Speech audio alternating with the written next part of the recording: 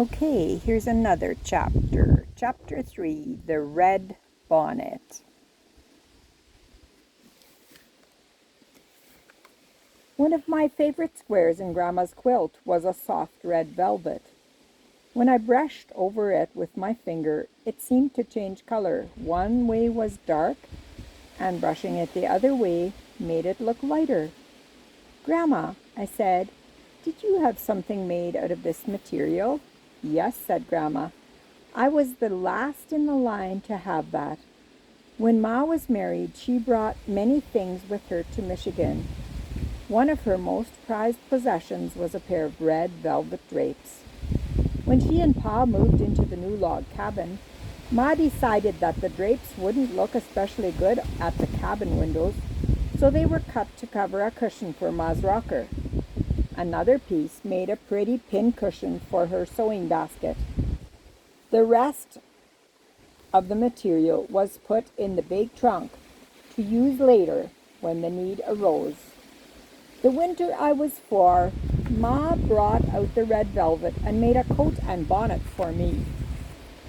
Grandma looked fondly at the soft square. "It seems as though I can still feel how soft that bonnet and coat were. I wore them for several winters, but the time Ma remembered best was the first time I had them on. We lived several miles from the nearest neighbor, and it was often lonely for Ma with just the 2 boys and me to keep her company during the day. So when Pa came in one evening to announce that there was to be a sing at the Carters the following Friday, Ma began at once to make plans for the big event. The shoes must be brushed and polished, the boys' clothes put in good order, and I would wear my new coat and bonnet for the first time.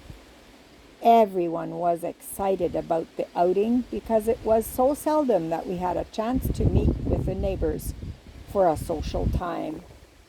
When Friday arrived, it was snowing. The ground was covered, and more continued to fall throughout the day. We children were sure that this would put an end to our trip, and we couldn't enjoy the snow as much as we usually did. However, Pa was not to be turned back by a little thing like snow. "I'll hitch the horse to the sleigh," he told Ma. "You get some quilts to wrap around the children, and I'll fill the sleigh with straw. They'll be warm enough."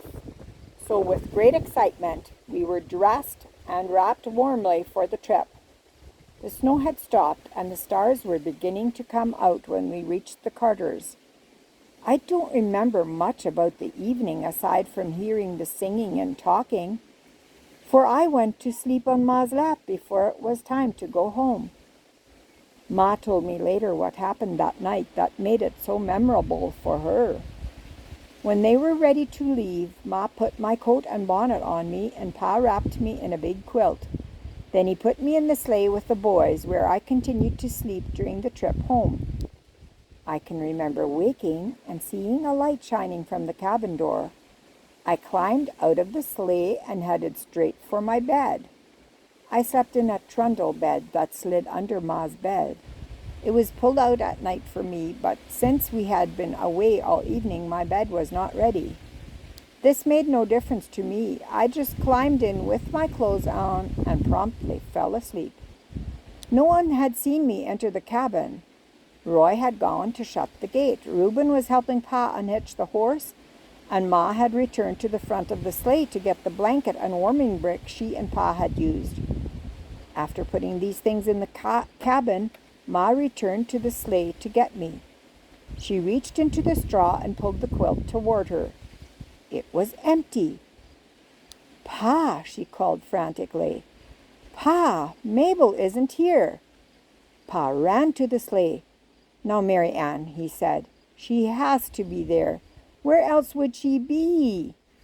He climbed into the sleigh and held the lantern high while he looked through the straw. Ma pulled the quilt out and began to shake it as though she might have overlooked me in the dark. As she did so, my red bonnet fell out on the snow. "Oh, Pa," she wailed, "here's Mabel's bonnet. Now I know we've lost her. She must have fallen out of the sleigh along the road somewhere. We'll have to go back and look for her." The boys stood silently by as Ma continued to shake the quilt and Pa felt around through the straw. "Didn't you boys watch out for your sister?" he asked them. "Didn't you see her when she fell out?" They shook their heads dumbly, and Roy began to cry. Reuben protested that I couldn't have fallen out, or he surely would have seen me. Finally, Pa told Ma to get the boys to bed, and he would go back over the road and search for me. When the boys were in bed, Ma began to walk back and forth across the little cabin, clutching my red bonnet and praying that the Lord would help Pa find me before I froze to death. When Pa returned home much later and reported that there was no sign of me, Ma was in despair. Pa had gone back to Carter's, and Brother Carter and his boys were joining in the search. With lanterns swinging, the men tramped through the ditches beside the road, calling my name. When they had finally covered all the ground several times, they came back to the cabin to decide what was to be done. Ma had fixed hot coffee, and they sat around the fire, warming their feet and hands before starting out again. "Well," Pa said, "we'll just have to trust the Lord to take care of her. I can't imagine where we could have lost her. I know she was in the sleigh when we left for home." About that time I must have awakened and heard voices, for I crawled out from under the big bed to see what was going on. Ma and Pa stared in disbelief when they saw me, still dressed in my red coat, standing in the middle of the cabin. Of course, I had no explanation. I had been sleeping and had gone to bed. It was as simple as that to me. The relieved Carters left for their long ride home, and Ma put me back to bed. It was a long time before Ma and Pa could see the funny side of that evening. They made sure it never happened again by keeping me in front with them whenever we went somewhere in the sleigh. But in the later years, they laughed about the night I fell out of the sleigh and caused a search party to spend many anxious hours looking for me.